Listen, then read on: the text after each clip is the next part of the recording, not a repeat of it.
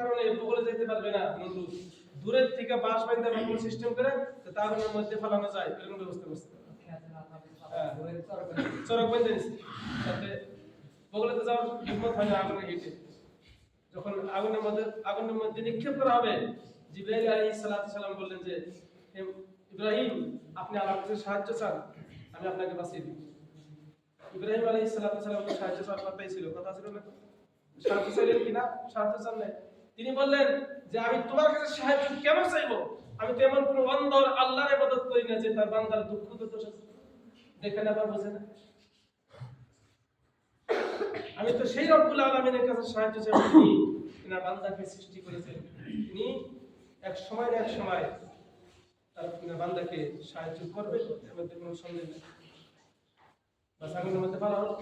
Mister নমরুদ building এর উপর তলায় বসে বসে দেখতেছে আর মনে মনে হইতেছে যে ফিরাউন ইব্রাহিম তো শেষ।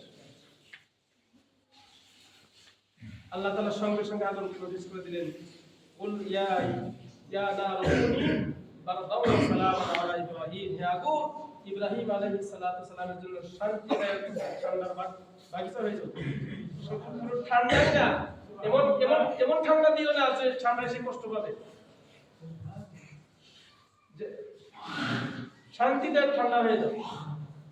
মিস্টার নমরুদ তো উপরে থেকে বই কথা খেলনা চাইতেছে, শেষ, আমার শত্রুকে শেষ করে দিছে। আল্লাহ তাআলা কয় ইউরিদুনা লিইউতফিউ নূরাল্লাহি বিআফওয়াহিহিম, এত সোজা তুমি আমার ইসলামের আলোকে, আমার নবীকে, রাসূলকে, ওলামাদেরকে ফু দিয়ে তুমি ধ্বংস করে দিবে। আল্লাহু মুতিম্মু নূরিহি, কসম খোদা কি मैं कसम खाकर कहता हूं मेरा दीन কিয়ামত तक চলতে रहेगा। সুবহানাল্লাহ। ফিরাউনের মতো বহুত ফিরাউনের আগুন জ্বলবো, বুক জ্বলবো।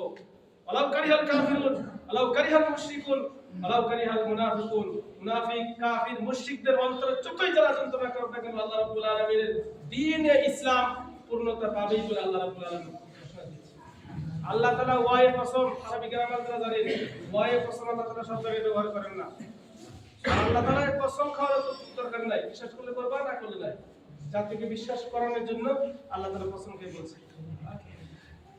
তাফসীরের মধ্যে আসছে, কিছুক্ষণ পরে খবর নেওয়া হলো নমরুদ ইব্রাহিম আলাইহিস সালাম আগুনে জ্বললো কিনা, খবর নেই। খবর নিয়ে দেখে যে না, জ্বলে তো নাই।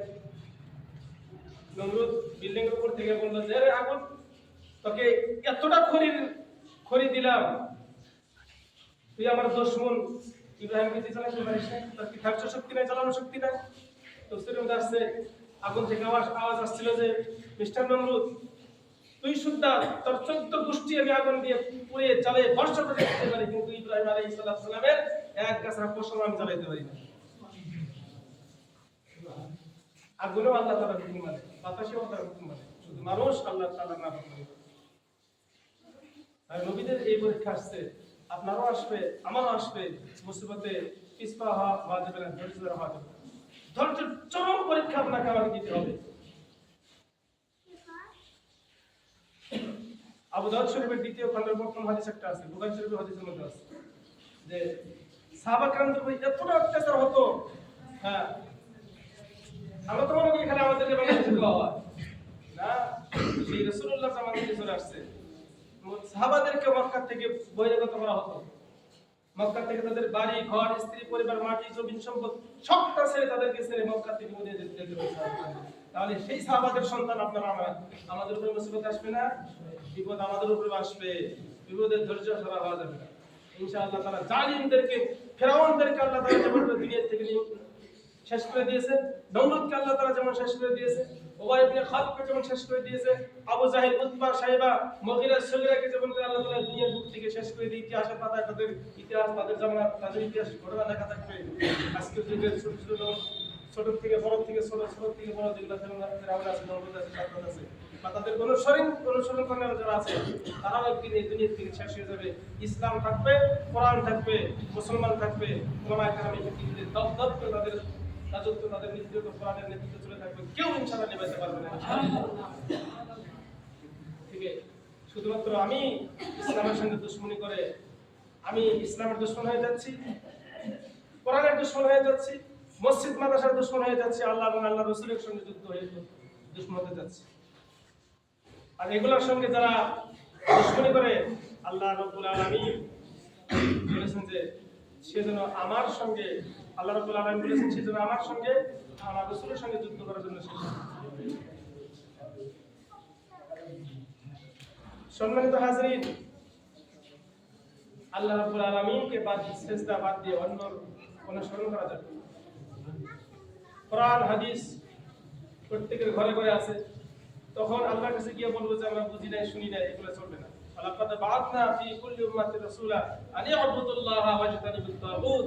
তাআলা বলেন প্রত্যেক জাতির জন্য আমি রাসূল পাঠিয়েছিলাম, কেন? যাতে করে তোমরা আল্লাহ রাব্বুল আলামিনের ইবাদত করো, আর ওয়াজতানিবুত তাগুত, আর শয়তানকে তোমরা বর্জন করো। শয়তান কাকে বলে? তাগুত কাকে বলে?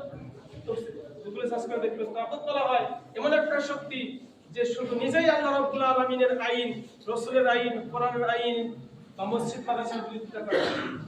নিজে করে তারা মানুষকেও ইসলামের আইনের বিধান, কোরআনের বিধান, আল্লাহর কথা, রাসূলের কথা মানুষকেও মানে অমান্য করতে বাধ্য করে, তাকে বলা হয় তাগুত।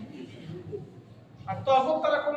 যারা ঈমান, আল্লাযীনা আমানু ইয়াকাতিলুনা ফি সাবিলিল্লাহ, যারা ঈমানদার, যারা মুমিন, যারা আল্লাহকে বিশ্বাস করেছে, তারা আল্লাহর রাস্তায় যারা যুদ্ধ জিহাদ করে কোশিশ করে, দ্বীনকে প্রতিষ্ঠার লড়াই তারা যুদ্ধ জিহাদ করে চেষ্টা করে। আল্লাযীনা কাফারু ইয়াকাতিলুনা ফি সাবিলিত তাগুত, যারা শয়তান, যারা কাফির, যারা মুশরিক, যারা বেঈমান, যারা ইহুদি, যারা খ্রিস্টান, তারাই তাগুতের বিরুদ্ধে লড়াই করে, শয়তানকে সাপোর্ট দেয়, অন্যকে তারা সাপোর্ট দেয়।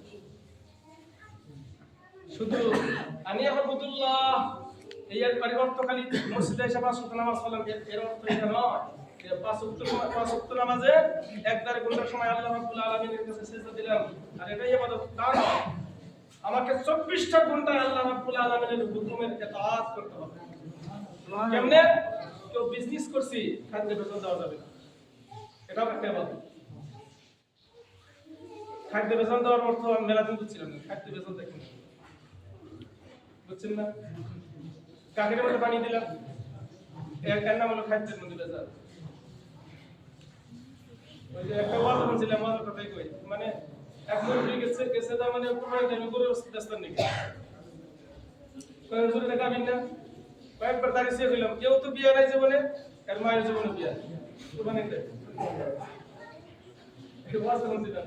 তো আবার এগুলোর খাদ্যে বেজার, চাউলের মধ্যে পাথর মিশানি, বলতির মধ্যে রং মিশানি, সেগুলো খাদ্যে বেজার। আল্লাহ রাসূল বলেছেন মান গাশশা লাইসা মিন্না, যে ব্যক্তি খাদ্যে বেজার দিল সে আমার অন্তর্ভুক্ত নয়, আর যে রাসূলের অন্তর্ভুক্ত নয় সে কিয়ামতে আল্লাহ রাসূলের সুপারিশ পাবে না, আর যে আল্লাহ রাসূলের সুপারিশ পাবে না সে কে আল্লাহর জান্নাতে যেতে পারবে। একে বলে না খাদ্যের বেজার।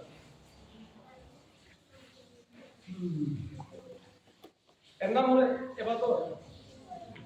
কথা চার কথায় বসে আছি, মিথ্যা বলা যাবে না, কারণ গীবত করা যাবে না, এর নাম হলো ইবাদত। আমার সাল্লাম এর নাম ইবাদত নয়। সুদ খাওয়া যাবে না, ঘুষ খাওয়া যাবে না, মা বাবার নাফরমানি করা যাবে না, ছোটকে মহব্বত করা লাগবে, ছোট বড়কে সম্মান করা লাগবে, কারো পিছনে বদনাম করা লাগবে না। কারো পিছনে যদি বদনাম করি অন্যায় ভাবে, ওই বদনাম যতদিন আমার উপরে না ডালছে আল্লাহ তাআলা, ততদিন আমার মৌত হবে। এগুলা হলো ইবাদত। রমজান মাসে পুরা সুফি হয়ে গেলাম, পুরা মাস রোজা, তুসি, তাহলিল, জিকির আছে, বাকি 11 মাস এখানে বদমাশ করলাম, এর নামে ইবাদত নয়। যেখানে যাব, যে কাজ করব, এখানে আল্লাহ এবং আল্লাহর রাসূলের হুকুম কি সেটা মাইনা চলার নামই হলো ইবাদত। আল্লাহ রাব্বুল আলামিন আমাদের সকলকে যা কিছু বললাম, আমাকে সহ আমাদের সকলকে এমন করে তৌফিক দান। আলহামদুলিল্লাহ।